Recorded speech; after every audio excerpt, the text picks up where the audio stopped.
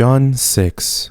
After these things, Jesus went away to the other side of the Sea of Galilee, which is also called the Sea of Tiberias. A great multitude followed him, because they saw his signs which he did on those who were sick. Jesus went up into the mountain, and he sat there with his disciples. Now the Passover, the feast of the Jews, was at hand.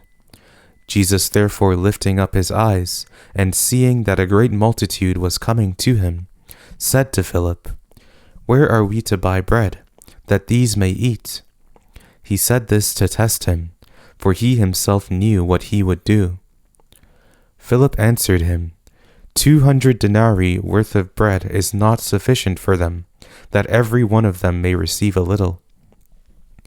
One of his disciples, Andrew, Simon Peter's brother, said to him, "There is a boy here who has 5 barley loaves and 2 fish, but what are these among so many?" Jesus said, "Have the people sit down." Now there was much grass in that place, so the men sat down, in number about 5,000.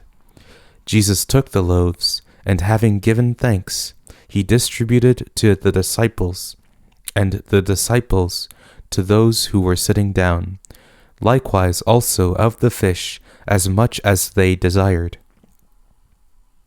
When they were filled, he said to his disciples, "Gather up the broken pieces which are left over, that nothing be lost."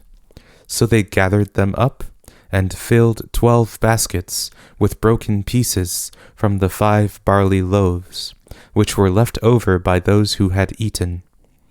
When therefore the people saw the sign which Jesus did, they said, "This is truly the prophet who comes into the world."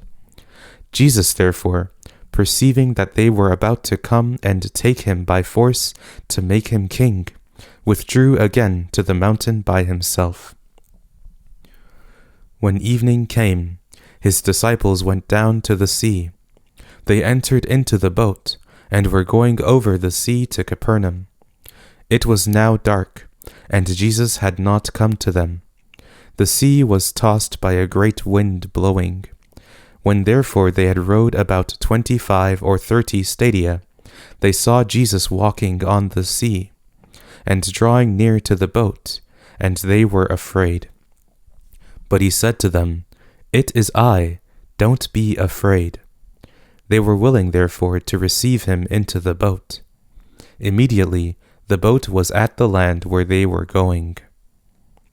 On the next day, the multitude that stood on the other side of the sea saw that there was no other boat there, except the one in which his disciples had embarked, and that Jesus hadn't entered with his disciples into the boat, but his disciples had gone away alone.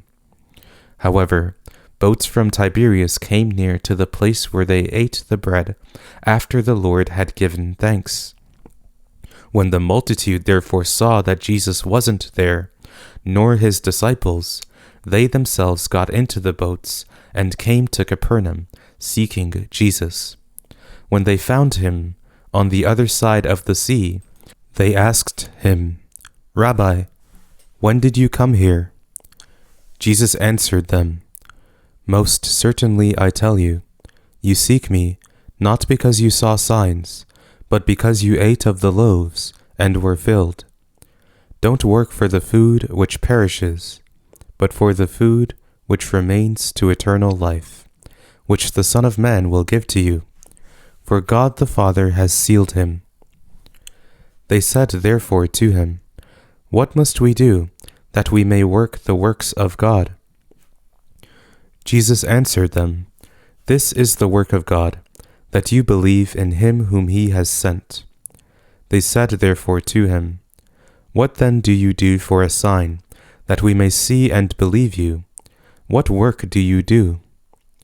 "Our fathers ate the manna in the wilderness. As it is written, he gave them bread out of heaven to eat." Jesus therefore said to them, "Most certainly I tell you, it wasn't Moses who gave you the bread out of heaven, but my Father gives you the true bread out of heaven.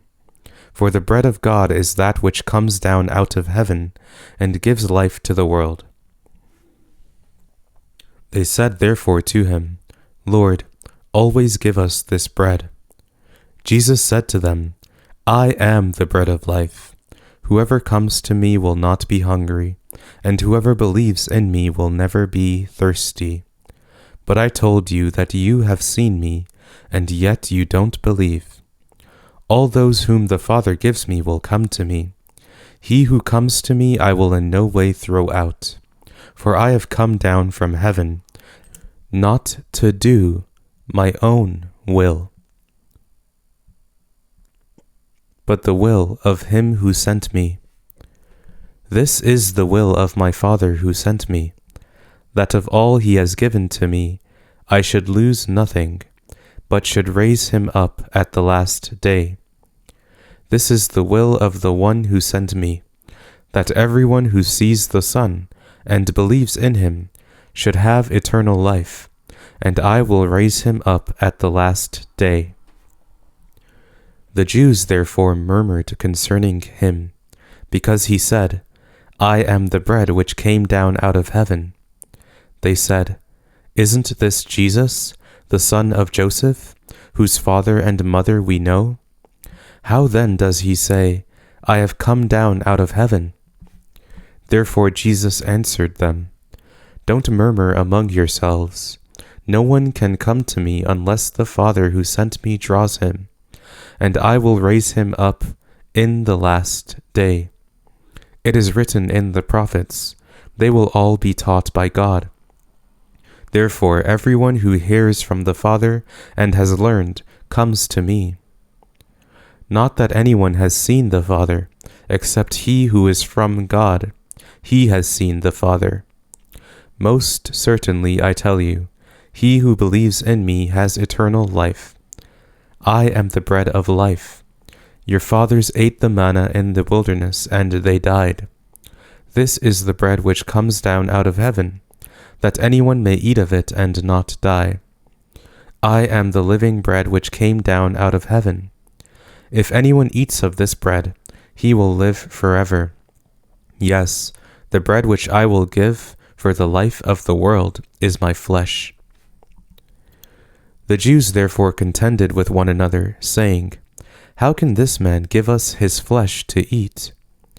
Jesus therefore said to them, Most certainly I tell you, unless you eat the flesh of the Son of Man and drink his blood, you don't have life in yourselves. He who eats my flesh and drinks my blood has eternal life, and I will raise him up at the last day. For my flesh is food indeed, and my blood is drink indeed. He who eats my flesh and drinks my blood lives in me, and I in him. As the living Father sent me, and I live because of the Father, so he who feeds on me, he will also live because of me. This is the bread which came down out of heaven, not as our fathers ate the manna and died. He who eats this bread will live forever. He said these things in the synagogue, as he taught in Capernaum.